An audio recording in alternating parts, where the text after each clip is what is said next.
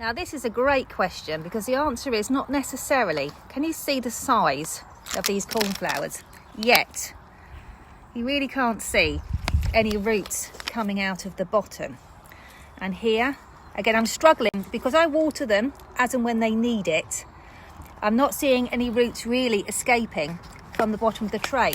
Now the reason the roots are escaping is there is water sitting in your bottom tray, and the job of the roots is to seek out water and nutrients. So if there's water sitting in the bottom tray and they're thirsty, the roots are pre-programmed to go a-searching for the water.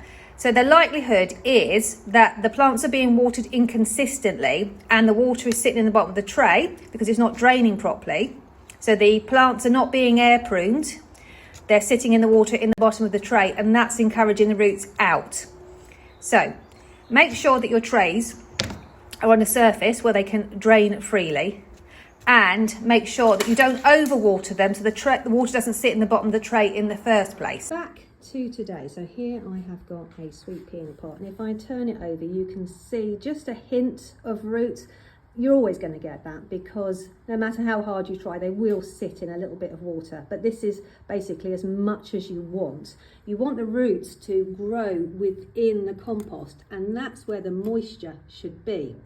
So you'll find if you tip your sweet peas out, there'll be hardly any roots at all in this compost because they'll all be sitting in the water reservoir. And you've got to be really careful with things like trays because you want the roots to grow round and round in this lovely compost so they come out like a plug. However, if they're sitting in a water reservoir, the roots won't grow in the cell. They'll all travel to the water reservoir underneath, and with a tray, all of those roots will then begin to knit together, and that will make it really difficult to separate them at planting time. So you want a nice free draining shelf. The plant's roots will then get air pruned and they will start growing back within the pot, which is where you want them. Just for completeness, so if my roots were at the bottom, I'd find that this plug would not pull out. So you can see the roots are growing all the way up this plug. These should need potting on soon, actually, doing so well. So you want the roots to be contained within the cell. That's where the moisture is. So if you water consistently, you won't find that the water just floods through the dry compost, because once it's dry, it's very difficult to rehydrate it again. So it will flood through, sit in the reservoir. The roots, wanting to stay alive, will travel to that reservoir and not fill the cells. And then when you try to pot them on, you will have a bit of a job ripping the roots apart. So hopefully that makes sense.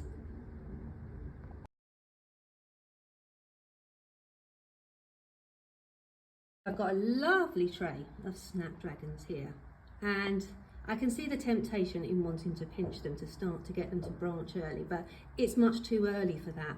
And the problem is the light levels are getting really low. So we want the plants to have as much foliage as possible because that is the engine room of the plant. They use their leaves to create photosynthesis and energy for plant growth. Slightly taller plants here. So if I was to pinch this plant to here, I would be taking away all of these leaves' ability to photosynthesize for the plant. So I'll leave them in place. And for example, if I pinched it right down to here, the plant will be left with so little foliage that they could actually perish. The light levels are going to get even lower than this, and the snapdragons will basically become stationary in their growth. If your plants are getting really big, if you started them a little bit early and they are a little bit big, there's nothing wrong with potting them on into 15 cell trays. As I say, they are going to stop growing. As the light levels dip even further, they're going to stop growing completely, which is why we wanted to get them to this stage before winter really set in. So we'll pot them on when they need it, and then we will pinch them out in the spring, because also what pinching does is it encourages the plant to grow, and that new growth is more tender and more delicate in the cold weather. So we want the plants to do what they would do naturally. They know what they're doing. Let them grow, let them have their foliage, and we'll sort out the pinching later. Especially if you want to take some cuttings. It's really tempting, isn't it? But you're going to get much better cuttings and much better plants for pinching if you leave them be.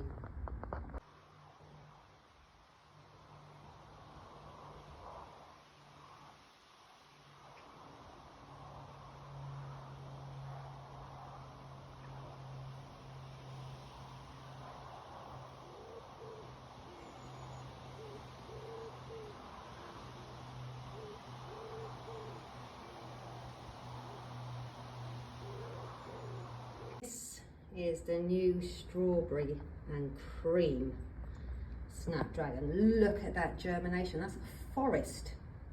So it's got really excellent germination. You can see there's a few in there that are a bit slow coaches, but that's fine. I will prick these out, and then the ones that are left will have enough light to put on some really good growth. But you're going to love these. They're absolutely smashing.